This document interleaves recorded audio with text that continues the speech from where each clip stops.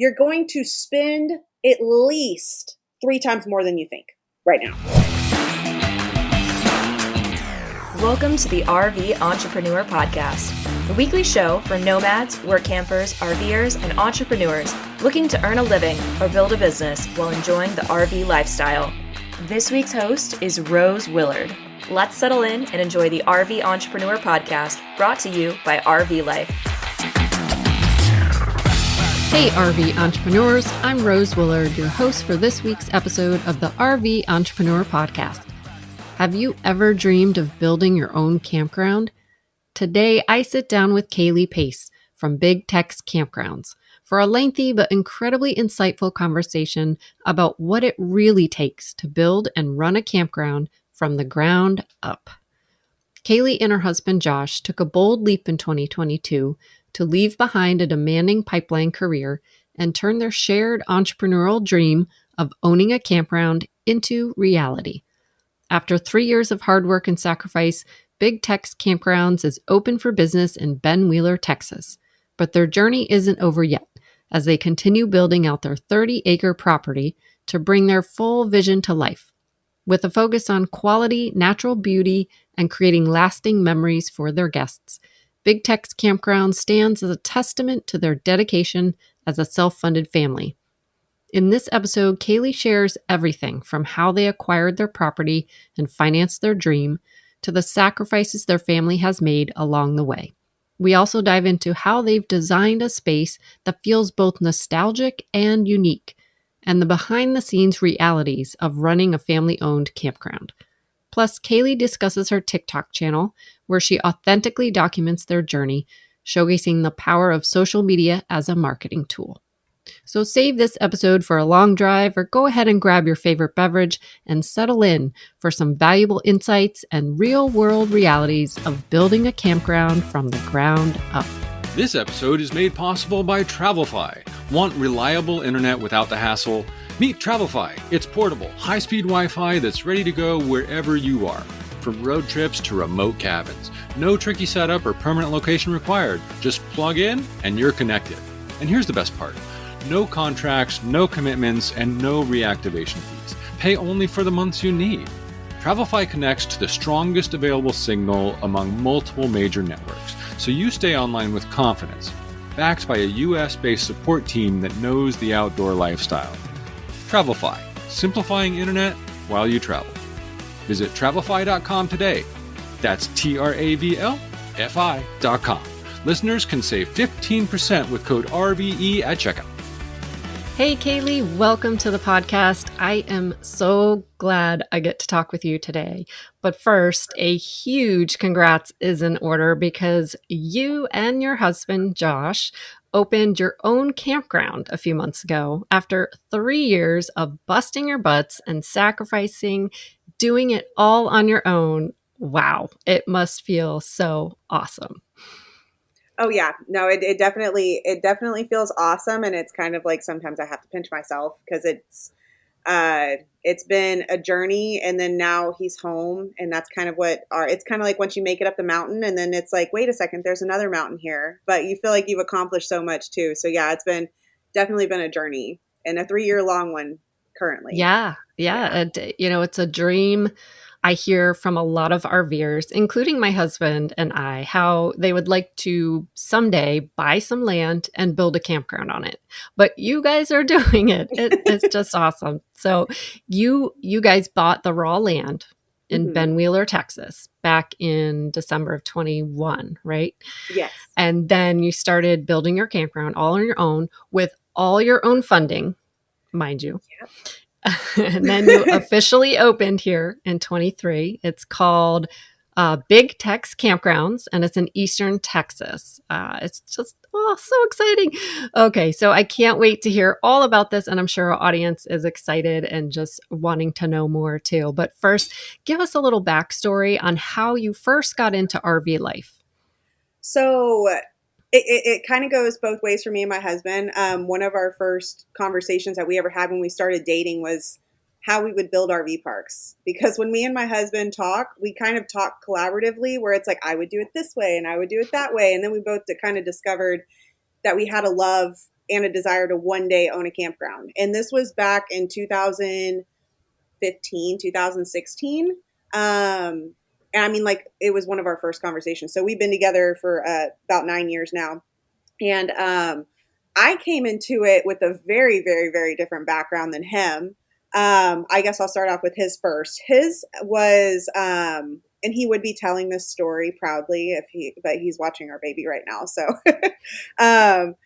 but he started off, in the RV park and like world or whatnot with, doing pipeline and doing, civil engineering projects. Anybody that's been following us on TikTok knows that, he does operating, and he grew up in basically in a sandbox because his dad was very smart. His dad sold dirt to build huge ponds. Yeah, and he got paid for it. It was pretty cool. So anyways, Josh got to literally grow up in a sandbox, like a big version of a sandbox. And he loved operating. Right out of high school, he started doing it as well professionally. And then he started living in a camper because that's just the lifestyle. And over time, before me, while we were together, basically from the time he was 19 until he was, up until a year ago, he operated. And so he got to go to all these different RV parks and stay in them. And he was like, I like the way they do this. I don't like the way that they do that. If I had my own RV park, this is what I would do in a perfect world, And so he like idealistically was coming up with all of these ways that he would do things differently. And one of the things that bothered him in Texas specifically, because I know that this is kind of a more common thing up north, but down in Texas, there's not that many RV parks that feel natural, and there's not very many that feel shaded or that have trees or that have like just that natural vibe with privacy. It's very, very rare to find an RV park like that. And unless you go to like maybe a state park. So that was his main thing, was so like the way that he was kind of the designer of the sites in a way, because he knew what he wanted, and something that he loves is being left alone, and he loves his privacy. So he's like, if we do an RV park, this is the way that we need to do it. We need to have the sitting area over here. And so that's kind of how he got into the RV world, is by traveling. Mine is a little different. At 19, I got married, and then by the time I was 21, I got divorced, and I had a little girl during that time, and I was waiting tables, and I basically decided one day that I wasn't going to do that anymore, and I wanted to go back to school. So I applied that night after working a double shift at Papacitos, and applied. I got accepted to the University of Texas. I moved me and my daughter up to Austin from Houston. I didn't know anybody. And then about a year and a half after doing all the roommate things and going from apartment to apartment, I was like, I can't afford this anymore, because this was 2013. So Austin was starting to get uber expensive. And so I was like, what if I bought a camper, just randomly? Like, this was before it got cool. Like, this was way before it got cool. And so I was like, I guess I could buy a camper. I could live in one of those. I found one on Craigslist. It was like $4,000. And I had been saving up money while going to school, because I lived off my loans. A lot of people were like, how did you go to school as a single mom and all that stuff? And I was like, well, I would get loans, and then I would live off those loans. And then my hope is that one day I'll make enough money to pay back those loans after I graduate. Very elder millennial thinking of me. But anyways, it worked out. I went and saw it. And that RV, I got into that RV life. I also learned how to remodel with that RV, because everything on it was not in good condition. And I didn't know what to look for. And I'd never even been in an RV in my life. I just knew that the cost of living was going to be affordable for me, and it would be mine. And it was an asset that was tied to my name that I could sell later, that I could keep forever. Like, once I bought it, it's mine.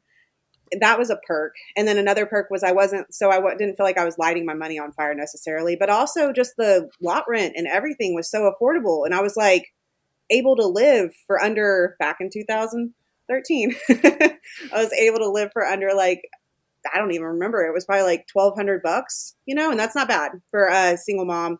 And so anyways, but what I discovered through all of my trials and tribulations with owning that RV was that I loved the RV life. I loved the way I got to raise my daughter. She got to grow up slow. So it was pretty cool. Like she she was able to go, there was literally a pile of sand over like on a playground, and her friends, because there was other kids her age there, would go play in the sand. And I'd be like, dinner's ready. Like I was, the only thing I was missing was a little triangle bell. Like it was literally like that. But then I was like, after I left the RV and I moved into an apartment after I graduated and I did all that stuff, I got back to the sticks and the bricks. And I was like, I'm not happy. Like I miss that feeling of having my kids be able to enjoy being outside, and my neighbors at the RV park. That was a huge thing too. Like you don't like just, you're not by yourself. A lot of times it's very communal. You have people come over for barbecue, and I just loved that. So that's how I got into the RV life, and that's how Josh got into his. That's awesome. What a story. So before you met Josh, you got into RVing as a way to save money as a single mom, and Josh was the pipeline worker who stayed in the RV park. So RVing and staying in the campgrounds and parks is very much a part of your lives. And through that, you both figured out what you like, what you don't like, what you do differently. And you love that life and nature, being outside. So how did this dream of having a campground come about then? Well, I would say that the dream came about, I would say it came about right around, we always knew that we wanted to one day, but as anybody that's been in pipeline or in the oil field knows, it's really hard to get out of that life once you're in it. You either travel with your husband or you're at home with your kids while your husband's traveling. Mm-hmm. And it got so difficult on our relationship, especially after I had mine and Josh's first child, my second one, because he's also a stepdad. He's a great stepdad. He took in Jovi, my oldest, who's now 16. He took in her like she was his own. That's his daughter, like, no question. And her dad's involved too. So she's got two dads. She likes to brag about that. But after my second one came, which was, she's about to turn 6. So it was about 5 years ago before we built the campground while he was still pipelining. I was like, listen, we need to like revisit doing this again somehow. Like, how are we going? I basically told him when I got with him that I would find out a way to retire him. And I meant that. And he laughed. He was like, haha, okay, I've been doing this my whole life. I was like, no, you're not going to do it your whole life. I don't care what we do. We're going to figure out a way together how we're going to get you home and not gone all the time, because you're missing out. Like, it's breaking your heart now because you're missing, your stepdaughter growing up. Like, then we have Blake that's coming, and then you're going to be missing all the newborn phases. I was like, you've got to be here. I was like, we got to figure out a way. So we decided to go for it. And it kind of just serendipitously happened because the real estate market was starting to take off right around 2021-ish. And that's kind of how we ended up being able to move forward. It was just perfect timing. Blake was 2-ish at the time, like our middle child. She was 2-ish at the time. And that's when everything started moving and we decided to get started. Okay. So that was that decision. You went for it, but Josh was still working pipeline? Mm-hmm. Yep. Okay. Yeah.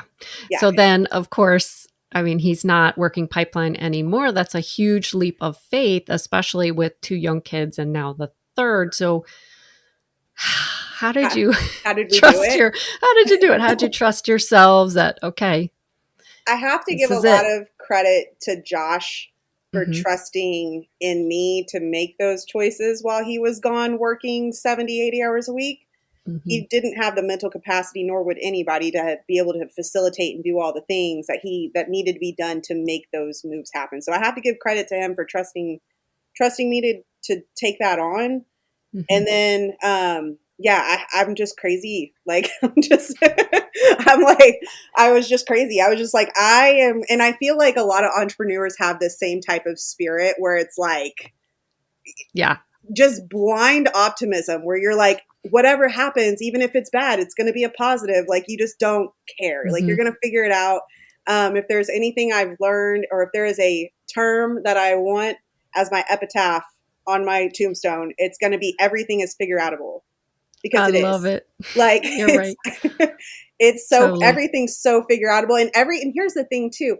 There are no mistakes. Like, there's literally no mistakes. There's no accidents. Everything is like a happy accident, is, in the Bob Ross, Right. happy trees, happy accidents, pivot points. Anytime something goes wrong, you just got to pivot and figure it out. That's right. Yeah. So what we did, I have to give, as far as that goes, I have to give credit to Josh for trusting me to do this, because he was probably like crossing his fingers and being like, ooh, I hope this works. But then again, the alternative was him working forever. So, let's just figure it out. So what we ended up doing and how we ended up doing it, because I know that was something that you were curious about too, was how did y'all do it?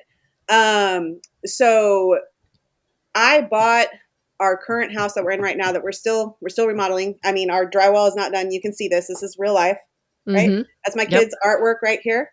Looks familiar. I used to have that and, too. We're still remodeling this house, but the view of this house where we live, it's in the hill country, and the house was like a 1980s kit house, and it needed work, but people out here don't want to do that. So what I was looking at the land.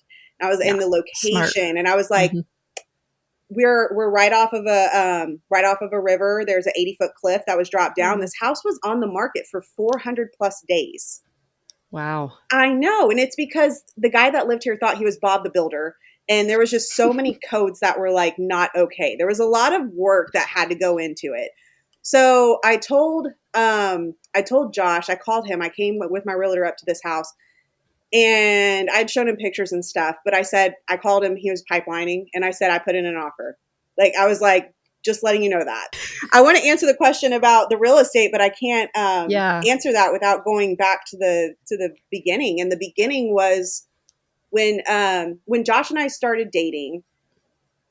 He was in between pipeline jobs. So a lot of pipeliners know that in between jobs, you have like a month or two in between sometimes. And he was in between jobs, and I was in the middle of I was living in a 1969 Holiday Rambler. It literally was one of those old vintage campers that was in great condition, had no leaks. It was built beautifully. I couldn't even talk on the phone in there because it was solid. And I had to like go outside to get reception to talk to him. That's those things were built like bulletproof. And so this was when we first started dating, we actually slept in like a twin size bed, and I didn't have any Wi-Fi. So we would watch I Love Lucy on the DVDs, like on my laptop. How sweet. So when I say that we bought a house because we had been together for 6 months, it's because like we were actively looking for a place to live, because it was like Jovi had the room as always. Any camper I ever got, Jovi had the room, and I always stayed in the living room. So I converted the little booth table thing into my bed, and then she had the room. And then so me and Josh were on this side. And by the way, there were no slides on this camper because that didn't exist back in '69. They probably did, but not like they do today. Yeah. So there's no slides. The hallway was, about as wide as my shoulders, like very narrow. And Josh had to turn sideways to get to the back room. So it was very tiny. We were very outgrown, but it was beautiful. Once again, it was beautiful. We had fires every night. We lived simply, confirming once again that I just absolutely love the RV life. And so anyways, you fast forward to us buying a house 6 months later. That's why, was because we were kind of just ready at that point. So then we remodeled the house for the first 2 years. We both were just constantly working on getting this house where it was good, because at that point in time, our thought was that we would sell the house to build the RV park, right? So enters 2021 with the real estate market being the way it was. And, and I was like, well, we could technically sell our house and get really good money for it, but then we'll be stuck in having to turn around and buy an equally overinflated house somewhere else. And so then I looked at the land, and something that we did whenever we purchased this property was so it was split up into 2 parcels, which anybody can do this. Anybody can subdivide their land. You have to go through some, red tape stuff with the county and all that, and the city and all that, but you can subdivide your land if you want to, if it's not going to, be an issue with the county or whoever your ordinances are, or whatever your ordinances are for that area. But our land was pre-subdivided. So we paid 2 tax bills and then all of that stuff. My house was on one parcel. The other land was just kind of vacant, but there was no fence that separated it. Nobody would know unless they paid our taxes. And so what I did was I called my realtor and I was like, there has to be a way that we can do this. Like, there has to be a way that I can sell this land and keep my house. And then I was like, but the land's tied to a lien. Like, how do I do that? Because it was our mortgage. Well, because the land had appreciated so much in value, I refinanced with just the parcel that had my house on it. And then I was able to free and clear the other property to be sold. Yeah. Okay. That's smart. We put it on the market, and then we were able to get whatever we got from that. Right. So we got an insane price on that parcel. I mean, insane. We sold that property, which was 1.4 acres. We sold it for $366,000. Wow. Right. Yeah. Like I said, back in 2016, when we bought it, I was like, this is a beautiful area. It's going to grow. And I just had like a feeling about it. So we were able to do that. And at that point, you have several choices. You can put it into an exchange, 1031 exchange, and then have to reuse that. It literally has to go to another parcel of property. Like, you can't draw from it at all. There's a third party that organizes that. And I don't honestly know enough about that because that's not the route that we went. The other option that we were faced with was, can we just pay off our whole house? Like, because that would be cool. And most people would have done that because we only owed like $200 on our house at that point. So I was like, okay, we just refinanced. We sold this property. We could totally pay off our house with it, which most people, 99% of people would have done. But like I told you, I'm crazy. And I was like, no. I was like, here's what we have to do. And in retrospect, I would have done it slightly different.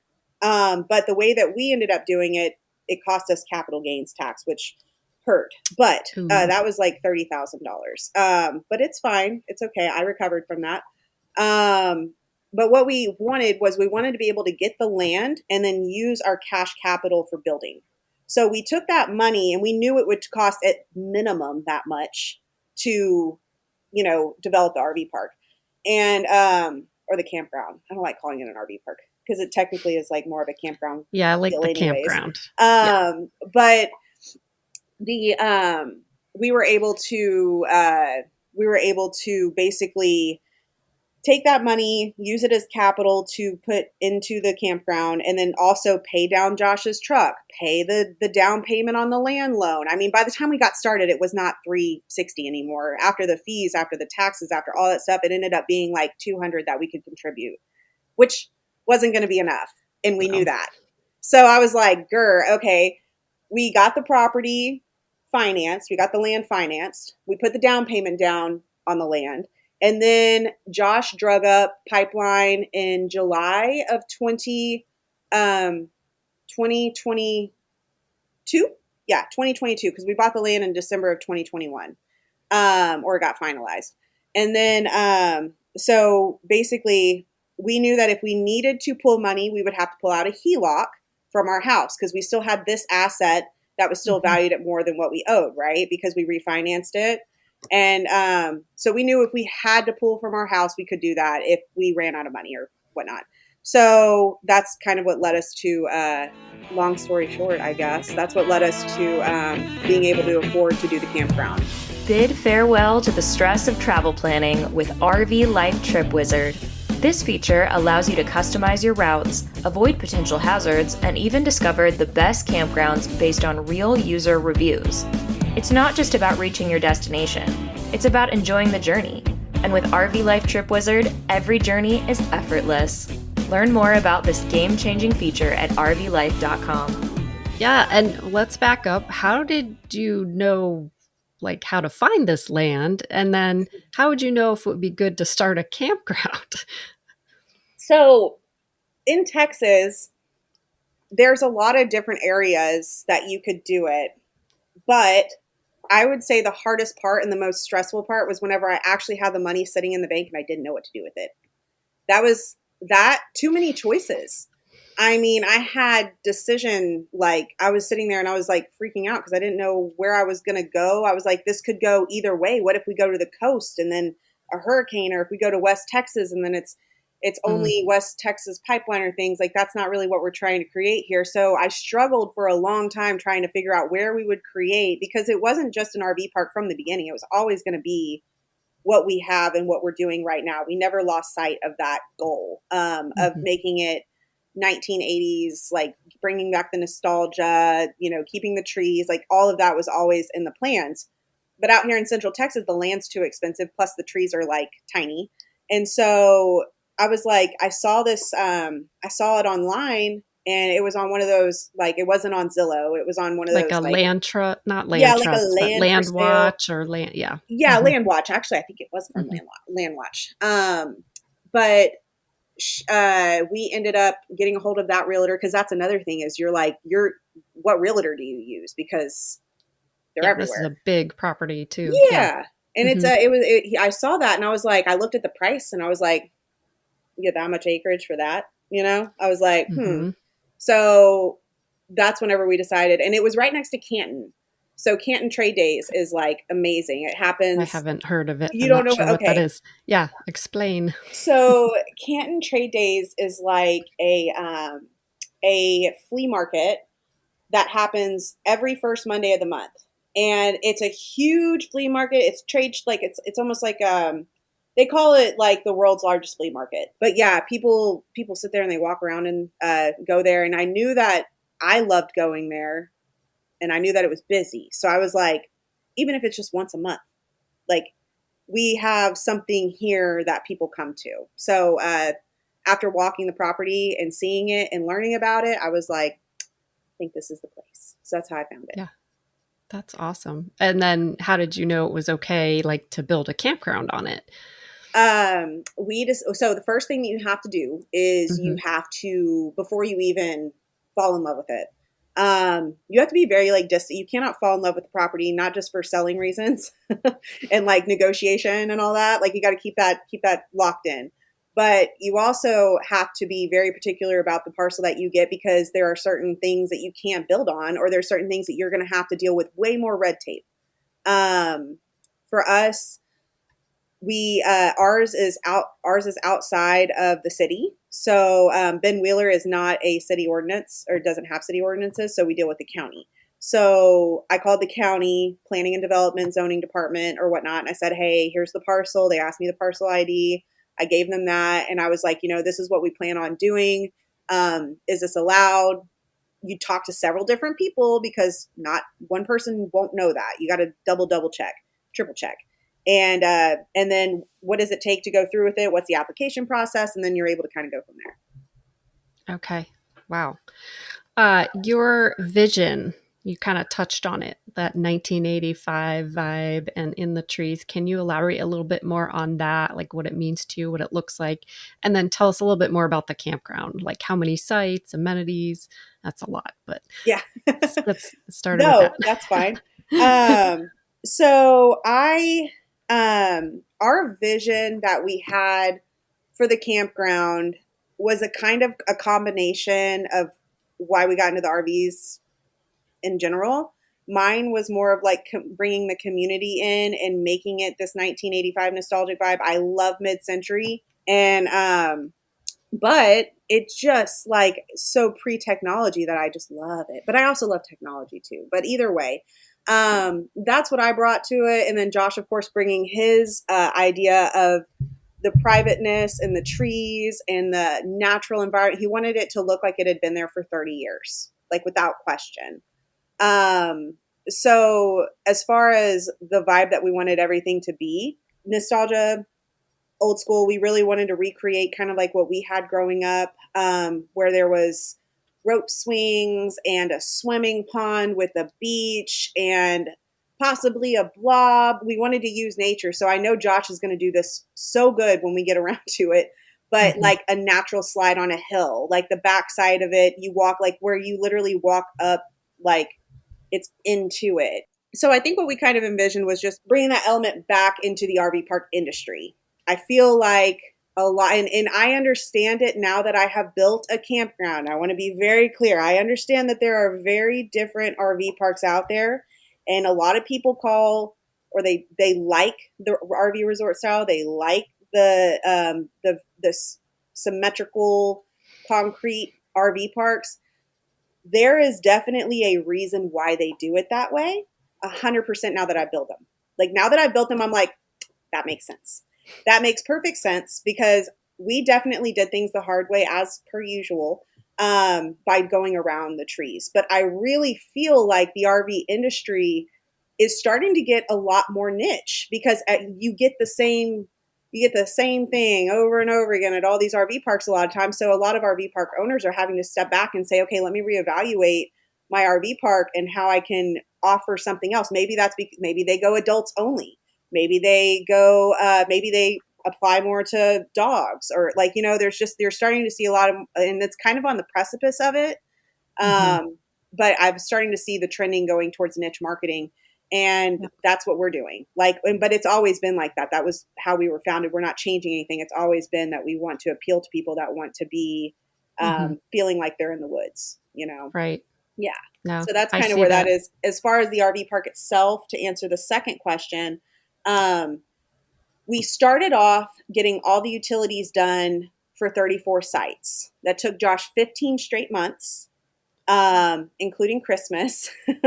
He came home for like a couple days and we went back to work. So we got 34 RV sites ready. But of course, we realized that we wouldn't be able to go forward with the materials to complete the back 18 sites. What had happened was it hailed and our camper got totaled. And so we had to, but it was a like I said, happy accidents. Literally faith and fate, right? Like everything happens for a reason. Our insurance company paid us out and we had been paying down so well on it that we actually got something back. But then we're faced with, okay, where do we live? Because we lived in the camper while we were building the campground, right? So then I was like, well, we need to have a building for a laundry room and an office. So let's explore that a little bit. And we'll take some of the funds that we would have used to develop the back and we'll build an office with a laundry room. So that's what we did. They took away the camper and then we had this metal building shell and then they came and took the camper and then we stayed in a metal building shell, like no AC, no insulation, nope, mattress on the floor, the whole, like a water hose hooked up to the toilet. I'm not kidding. I got it on video. And, wow. Yes, you do. That meant that we could not, all the funds that we had to do that went towards that and not the back, gravel. Right. So I was like, well, we need to open because we need to get some cash flow coming in. We've been doing this for a year and a half at this point. Like we got to open. So even if it's just 16 sites, let's just get some of these bills paid because that's something that entrepreneurs know about. But the general public, typically, if they've never ran a business before, it's really hard to comprehend that like there are so many expenses that are like invisible. They just see like a gross income and they're like, wow, I'm looking at this RV park and that means 500. Like they look at that and I'm like, that is so far from the truth. I'm still paying things like maybe if you went to a park that was built in the 90s or the early 2000s, that might be true. Any park that's been built in the past couple years there's a big amount of expenses that are tied to that. Because of inflation. But either way, we ended up having the 16 sites open and then we developed the 18 later on. So currently right now, that's where we started. We started off with 16 sites that were fully able to be parked into. And then we had 18 more in the back behind a creek that were open, but they were just dirt. So we still had to finish those out. And then we had the office or we had the laundry room at first. Now, because what we've been doing is we've been putting money back into it. We literally take anything that we make from our guests and it goes right back into the park. We don't touch it. We are still living on ramen right now. I bet. Yeah. Yeah, it was so crazy. So we ended up having 34 sites, and then the laundry room was the first thing we did, and then we built the new 18 sites, and you can see this on our website. We keep up with it pretty well, but we built the newer 18 sites, opened those up. They did not fill up right away, so that was difficult. We did the walking trails, and then we did the front office, and we hired a manager, and then we are almost done with the bathroom right now. We have a bathroom in there in that building as well. And then the next thing that we're going to be working on is a dog park. So that's kind of where we're at right now. Is we're just, for the past year while we've been open, we've just been putting things back in. Yeah. Yeah. You've got phases, which is smart. Yeah. And you're putting that money back in. But how did you decide how to design this layout for it? Because you're working with the trees, not through them, as you say. Right. How did you figure this out? Josh and I, when we first saw that property, we first drove up, there's a lot of history tied to this property. There was a lot of history. There was a few shacks that were dilapidated. But Josh and I, we walked it first, obviously, before we bought it. And Josh took off like a little kid, just in the woods. Me and the realtor were like, hey, because it was just trees, but it was so dense with trees that it was actually suffocating the trees, because thinning out is actually very, very good for trees. And I didn't believe it until I actually witnessed it. But all of the trees that we cleared, it gave way in room for the ones that we kept to grow out. You see all of this new growth on our trees coming from the lower half of them, because before they were just competing for the sun. So they only had leaves way, way, way up 50 foot in the air. They didn't have any stems or anything going down in the middle. So now they're all growing out and it's really pretty. But the way that we actually designed the land was Josh and I went in the woods and we got on Google Maps and we were like, this is where the lowest, because Josh being Josh, he's a professional at this. He was like, this is where the lowest grade is. This is where we need to turn the pond into. So we started off with the pond. We walked around in a circle following the natural lines of where we saw really pretty trees. So we walked the border of it and we just pinned it every single time. It actually ended up looking like an upside down turtle. If you look at I saw, I watched all the TikTok videos because they just suck you in. They're so good. And we walked around, we did little Google pins, and then we measured 100 foot off of that. And that's where we knew that we wanted the road to be. So that, because we knew the backup sites would go there. So we literally would just walk through the woods, pin it, and then just keep doing that. And then we threw a few flags down. And this was, of course, in December, right? It was literally the day we bought the land. And so that's how we did it. We took those Google points. We made a KMZ file of them, which Josh is familiar with because he was in pipeline. So we basically gave that to our site designer and said, make something pretty that we can submit to the county. And for just a design, it's just a site design. So that's what we did. And that's how we were able to design our park, was we built it off of we built it starting at the lowest grade, knowing where the pond was going to be. And then we built it from there. As far as actually excavating it, I would walk to each pin on each little pin or each little flag that I could find. And he would dig his way towards me with the excavator. Oh my gosh. So after being open for 1 year now, I'm sure there are many realities in this first year, things that you didn't expect, prices of things, challenges. Let's get into some of that. We want to hear the nitty gritty. Okay, that's fine. I can do that. Property taxes, that hurt. I would say that was probably my biggest shock, because in my opinion, I feel like you're bringing something to the area. You're bringing tourism, you're bringing cool stuff, you're bringing something exciting and fun. And you're a new business. You're not established, you're not a conglomerate or anything like that. So once we developed our 16 sites, they don't understand the RV park industry. So the property tax people, they did this weird calculation that was based on daily occupancy rates. And I was like, this is East Texas. Like 97% of the people that stay with me are long-term. My guests, my people, my friends, they're long-term, right? So it's the tax bill shocked me because I was like, I would have to keep several of my sites filled all year long to pay for this. And that was kind of rough, for sure. So that's one of the nitty gritties, probably the biggest nitty gritty that, cause you can't anticipate that either, right? Like you buy an RV park from, let's say you buy an existing RV park, because there was a change in ownership, they're going to up the property tax on it. Even if that owner was getting a good deal, it doesn't matter. You start the clock over with the new market stuff. The depreciation and all that stuff, it just doesn't, you don't really get any benefits from it. Property tax for sure. Whenever you're building a park, something that I should have known, but I did not anticipate, this would be the second nitty gritty thing, was, you don't fill up all the way, like right away. It doesn't matter how cool your TikToks are. It doesn't matter, like it's someone's having to change their life to move to your place. There's amenities that you don't have yet, especially if you're self-funded, that other people do. And then especially in East Texas, what I didn't anticipate, other than the fact that we didn't fill up right away, which I knew we wouldn't, but I didn't think the first 16 sites filled up pretty quick. And some of those people are still with us.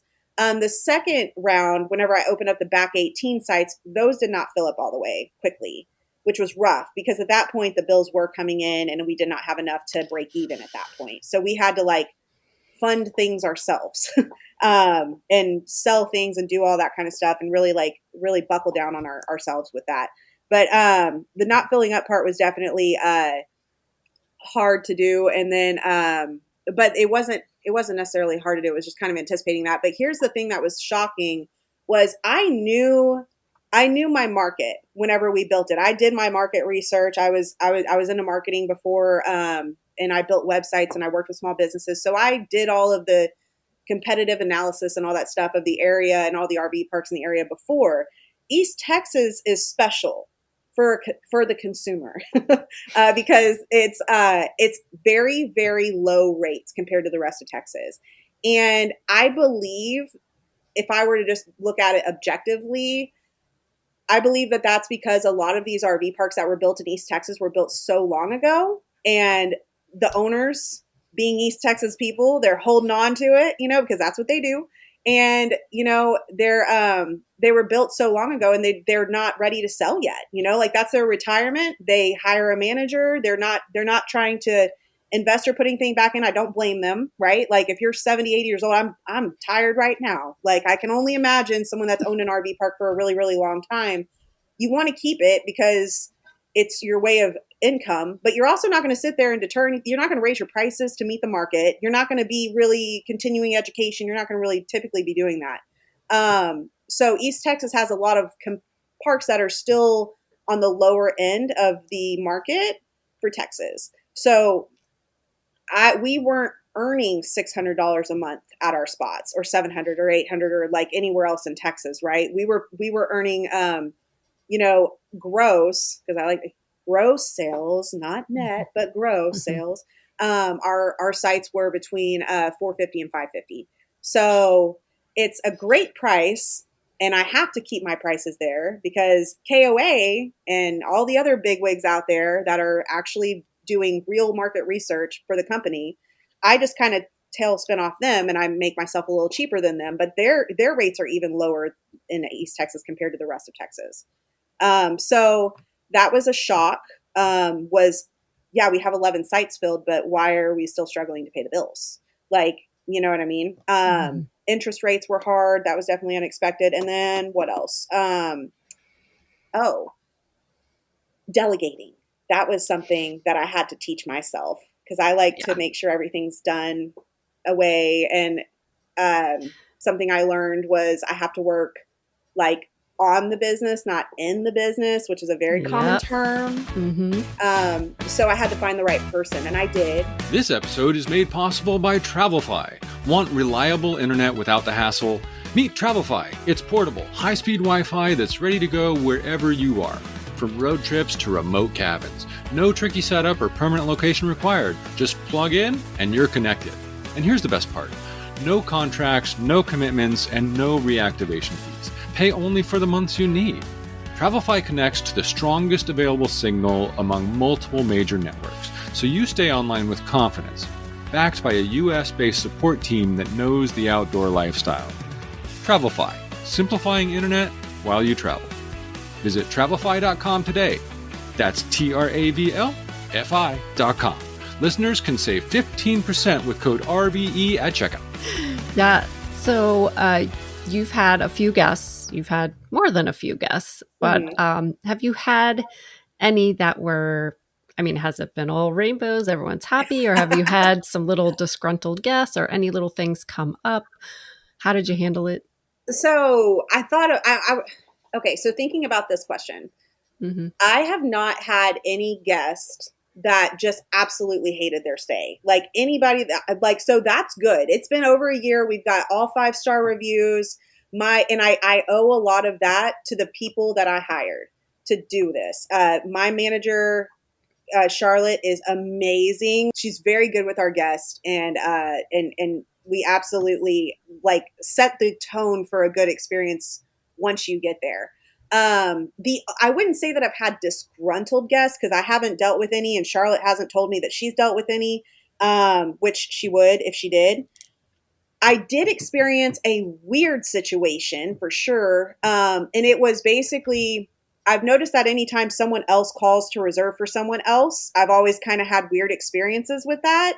In this particular case, it was a daughter she was super cool. She was an influencer and stuff like that too.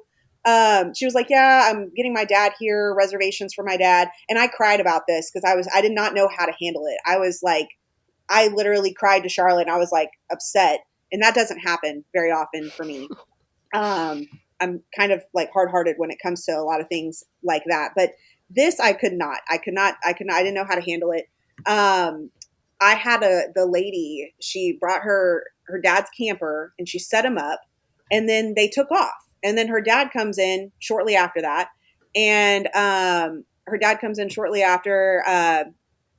then like within a day, he's calling me at all hours of the night, telling me all of these things, like his story and this. I mean, I was getting phone calls at 2:00, 2:30, 2:45, 3:00. Very nice guy.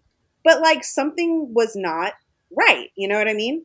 And I called the daughter trying to figure out what was going on. And apparently he had like early onset dementia. Like he had been in and out of institutions before, trying to figure out certain things. So I'm having to call his daughter. His daughter wanted me to talk to his ex-wife. And I'm like, okay, for one, like we can't have that here. You have like, this is like, he's not able to take care of himself. Like he's, like you've got to, I was like, we can't have someone like that here. Like, I love him to death. He's great. He's a great guy, but like, you guys need to be putting him near family. And what was messed up was they lived like right down the road.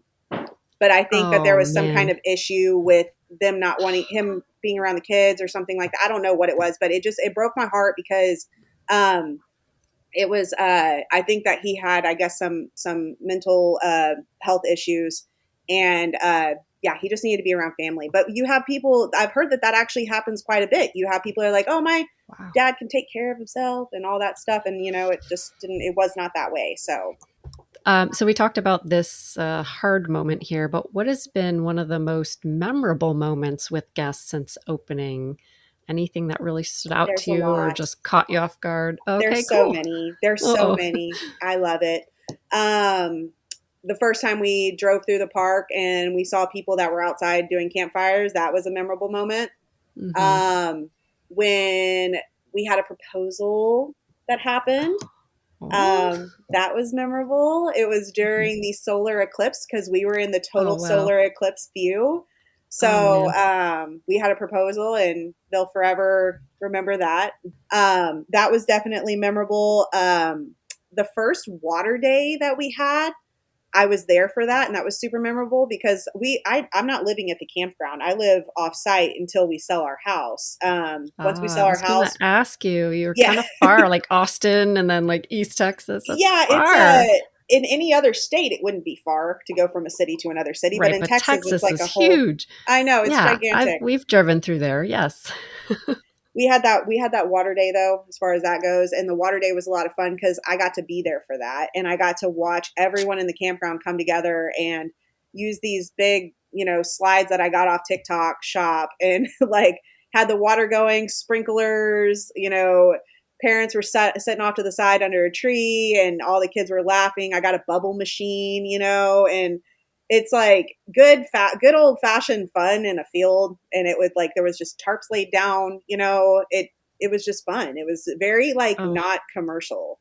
But the yeah. kids didn't care. Like they had so No. much fun doing that. Yeah. So you've got 3 daughters and Hmm. you've been on this journey. How do you think it has impacted them so far? I mean, you have the one really little one, maybe not so much for her yet, but what do you hope they take away from watching you guys pursue this dream? I would say that, so it's different for each one. Hmm. They're all different. Maybe eventually one day our hope and our Yeah. goal is to get all 3 of them involved. But I think what I want to do more than anything is I want them to go out into the real world and experience life for a couple Yep. years. Yeah, I And then agree. That's great. if they come back to the campground, it's because they want to be at the campground, not because I'm Right. telling them to, or not because they need Right. to. They're just in it because they're family. Yeah, no, that's Yes. very smart. Yeah. Very smart. You're leaving a legacy, whether they want to kind of do it or not, but smart, very Yeah. smart. Real quick, because I don't know if we touched on this, but the part about promoting and marketing, how are you filling those sites? How are you getting it marketed? I know you've got a great general manager now, but besides that, like online, word of mouth, what are you doing? So it's a combination of, I sometimes do Google ads. Um, Mhm. a lot of it is TikTok, but social media is super important. And people, I would say quite a few of people came from social media, like from finding us on TikTok. And a lot of people have been along for the journey.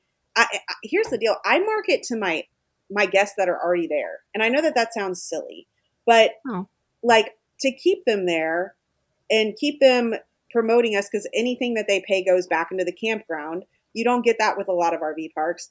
I do things like I partner with other small businesses that are in the area to give my guests coupons at the beginning of the month.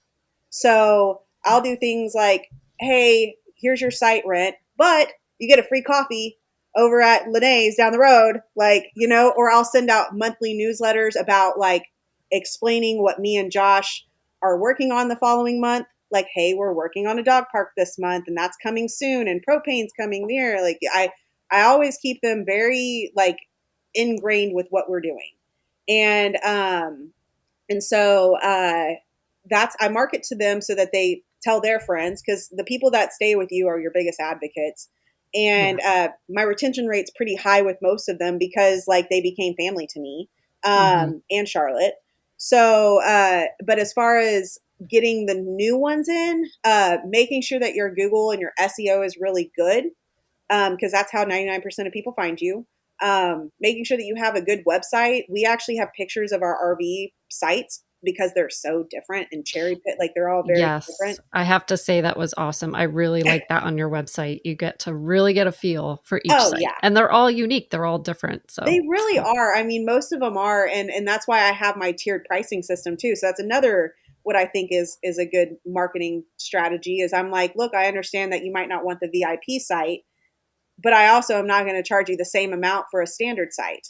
Like, so I have tiered pricing to kind of accommodate for the sites that are bigger with more trees, have more space, Hmm. and the ones that are Hmm. smaller. And then, of course, there's TikTok. So I use that too. Yeah, yeah. You really did that help draw people in initially. How did you get those like very first guests? Was that just local word of mouth Um, website? What do you think? There were a few that came. The very, very first guest did find us on TikTok and from driving around watching us build. We put signs out the entire time that we were building, like coming soon signs, so that people knew what was coming. And it was like walking trails upon this, that. I put all the phases on there because eventually that is what's coming. We had the people that followed us on TikTok and they found us that way, but a lot of it actually came from Google and word of mouth. So, Okay. yeah. Good. No, it sounds like you're doing it well, doing it right. uh, so for the listeners, you know, those that are dreaming of building a campground or starting a family business, what advice would you offer? I know it's a big ask, but Oh, yeah. Because it's going to be different for everybody. right. I would say if you're going to build an RV park with your spouse, you need to go on vacation first before you do it. I think That's that smart. I feel like you need to, like, it's not going to stop when the RV park, there is a huge, massive learning curve even after the park is built once you open. So my first advice would be to go on a vacation, make sure that y'all are on the same page about everything. Josh and I did have a lot of struggles because he's used to doing things one way and he's left brain, I'm right brain. Like we did have a lot of struggles and challenges that we faced as a couple going through this because, you know, my design intercepted with his operating mind, like the actual execution of it. So he's like, we can't do it like this, or we have to build this site up like this. And I'm like, why do we have to do that? And why can't we do this? So just make sure that if you're going to do it with your spouse, that you guys have a solid, strong relationship. Go on a vacation first. And then I would say immediately upon opening, maybe like within a month or so, hire a manager because you have to create distance with your guests in a way because you make the rules, right? Like you make the rules yourself for your park, and they're for reasons that only you know of, whether it's insurance or whatever it is. And then your manager is like the shield. Your manager is the rule enforcer. So Right. the manager just has to follow what you say. But what happens in a lot of places that want to be owned and operated is you have this struggle where you have certain people that are like, oh, can I put this here? Can I put that here? And why can't I have this? And they were like, you know, you have to be like, the way that I enforce the rules that we have, which we don't have very many. It's not like they're bad rules, but the way that I enforce it is if I wouldn't allow it for every single site, I'm not going to allow it for one. So if I wouldn't allow everybody to have a 4-foot tall fence around their yard, I can't allow it for one. So learning that and then being able to create distance with a manager so that they can enforce your rules. And you don't have to sit there as the owner and be like, maybe, like, you know, it helps. So getting a manager as soon as possible, taking a vacation before, and then just making sure your relationship's solid, and then doing your homework for sure, because you can run into a lot of red tape with the county and stuff like that. I think that portion took about 6 months. Also, you're going to spend at least 3 times more than you think right now. It's going to take, if you're going to do it the way that we did it, it's going to take twice as long as you think. Which brings me back to the point of building the RV park. It does depend on what kind of RV park you want to build. Now I know why people build them the way that they do, and it's because of utilities. Right. It just is working out perfectly. I hope, continued success with this. What is your vision for the future of this campground?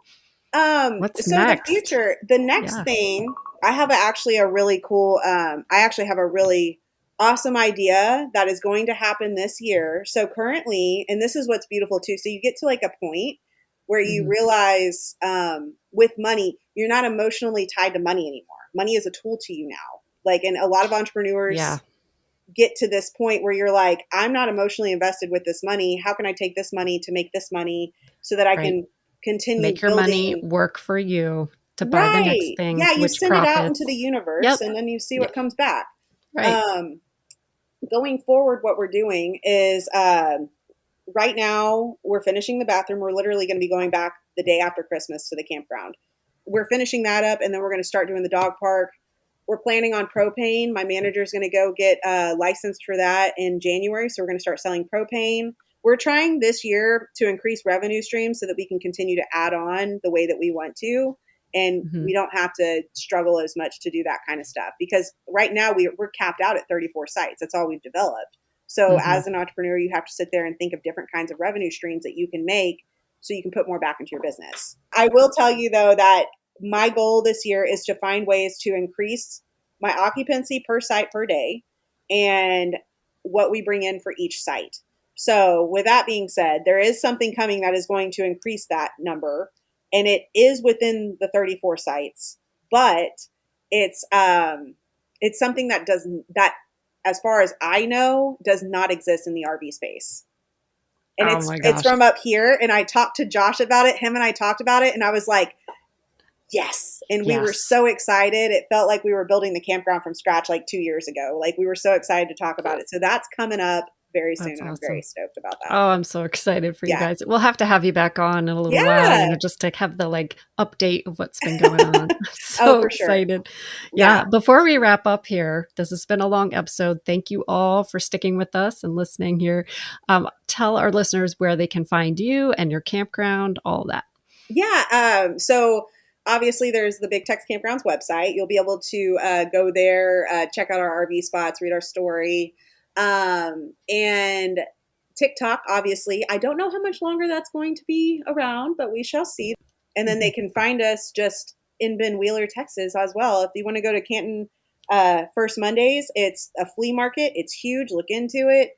Awesome, Kaylee. I am really cool. I am so very impressed with everything you guys have accomplished so far and more to come. Yeah. You took a huge leap of faith, but as a great entrepreneur, you took that big risk and it's paying off. So I'm so proud. Thank you for coming on today and sharing everything, your story, your journey, the nitty gritty. I wish you guys all the best. And for our listeners, go check out Big Tex Campgrounds online, book a stay with them. If you're traveling to Eastern Texas or just passing through, it sounds like you will be well taken care of. So thank you, Kaylee. And thank you for having us. You're welcome. Wow. I really enjoyed my conversation with Kaylee about her campground. She provided so much useful information, including both the positive and the not so great aspects. However, they are persevering, and their journey beautifully illustrates how the entrepreneurship often involves taking significant risks to chase a dream, even when the road is challenging or uncertain. And Kaylee's optimistic outlook on being an entrepreneur is genuinely contagious.